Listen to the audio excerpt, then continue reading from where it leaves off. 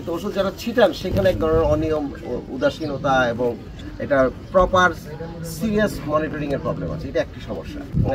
সুতরাং এটাকে ঠিক করার জন্য আমরা আমাদের যে যাদের উপরে আমরা ভরসা করে ওষুধ ছিটাতাম, আমরা তাদের সাথে আর কন্ট্রাক্ট রিনিউ করছি না। আমরা এবার আর্মির সাথে কন্ট্রাক্ট রিনিউ করবো। দিবস এবং মার্জিনালাইজ যে আসতে প্রথম মিটিংটা আমরা তাদের সাথে করেছিলাম। এরপরে আমাদের টিমের সাথে মিটিং করেছি, তারপরের মিটিংটাই হয়েছে আসলে হেলথ নিয়ে।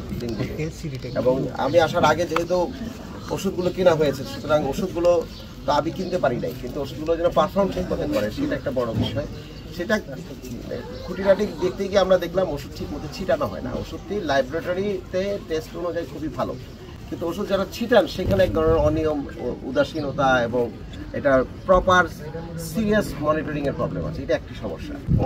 সুতরাং এটাকে ঠিক করার জন্য আমরা আমাদের যে যাদের উপরে আমরা ভরসা করে ওষুধ ছিটাতাম, আমরা তাদের সাথে আর কন্ট্রাক্ট রিনিউ করছি না।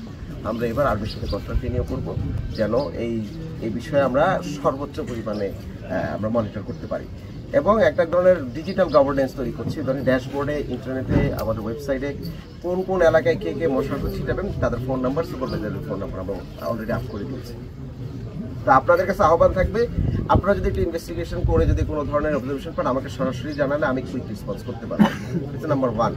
নাম্বার 2 হচ্ছে যে প্রতিটি বাড়িতে ডেঙ্গু উৎপাদনের জায়গা কিন্তু বাড়ির ভিতরে, বাইরে হচ্ছে মশা উৎপাদনের জায়গা। আমরা চেষ্টা করছি সেটা মোকাবেলা করার জন্য। প্রতিটি বাড়িতে ডেঙ্গু উৎপাদনের যেই মানুষের উদাসীনতার দায়ী, সেক্ষেত্রে ভাড়াটি এবং বাড়িওয়ালাকে সচেতন করার জন্য আমরা ওয়ার্ড ভিত্তিক ভলেন্টিয়ার, আমাদের মশক কর্মী এবং আমাদের ম্যাজিস্ট্রেট নিয়োগ করে দিয়েছি আমরা। তারা এটা শুরু করে দিয়েছেন কাজ, এবং আপনারা কিছুদিন পর আরো বড় আকারের এই মোবিলাইজেশন দেখতে পাবেন। আমরা এর সাথে সাথে এটা যেন হেলথ ক্রাইসিস না হয়, কারণ যে কোনো সময় হেলথ ক্রাইসিস হয়ে যেতে পারে।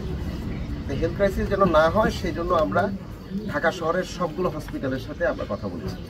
আর কথা বলে আমরা বলেছি তারা যেন ডেডিকেটেড ডেঙ্গু ইউনিট করে, এবং তারা রাজি হয়েছেন। ডেঙ্গু ট্রিটমেন্টের যে আপনার যে নির্দেশিকা আছে সেটা তৈরি করা হয়েছে, সেটা হসপিটালগুলোর সাথে আমরা আদান প্রদান অলরেডি করেছি। হসপিটালের ভিতরে অনেক বেশি ইনফেকশন হচ্ছে আমরা গত টাইমে, এবং এবারও রিসেন্টলি আমরা দেখেছি হসপিটালের ডেঙ্গু মশা একটা কামড়ালে তার সংক্রমণ ইনফেকশনটা পাশে আরেকজনকে কামড়ালে হয়। তো আমরা মশারি দিয়ে দিয়েছি, এবং হসপিটালগুলোকে আমরা বলেছি প্রয়োজনে আমরা আপনাদের হসপিটালগুলো পরিষ্কার করব, কারণ হসপিটালগুলো পরিষ্কার হচ্ছে না, ওখানে কিন্তু ময়লা, এসিড পানি, ড্রেনেজের উপরে সার্ফেসে কিন্তু প্রচুর জমে থাকে। তো সেটা আমরা চেষ্টা করছি করতে। ঢাকার বাড়িওয়ালাদের প্রতি আমাদের আহ্বান, সেটা আমি বারবার আপনাদেরকে বলছি, আপনাদের বাড়ির 3 ভাগ দিয়ে কিন্তু আপনারা দেখবেন যে সবাই বিশেষ করে পাকঘরের জানালা দিয়ে ময়লাগুলো কিন্তু ফেলে পুরো বাসার ভিতরটা নোংরা করা থাকে। গাড়ি ধোয়ার জায়গাটা পানি জমে থাকে, এসির পানিটা জমে থাকে, ছাদের উপরে কার্নিশের পানিটা জমে থাকে, এবং এই সবগুলো জায়গায় আমাদের মশক কর্মীরা কিন্তু অ্যাক্সেস নাই। নিরাপত্তার কারণে আপনারা তাদেরকে ঢুকতে দেন না। আপনাদেরকে আমরা অনুরোধ করব, আপনারা সপ্তাহে 2 দিন আপনাদের বাসা পরিষ্কার করবেন। এটা যদি না করেন আমাদের ভলেন্টিয়ারের সাথে কিন্তু ম্যাজিস্ট্রেট থাকবে, আমরা কিন্তু আর্থিক দণ্ড আমরা আপনাদেরকে দিব।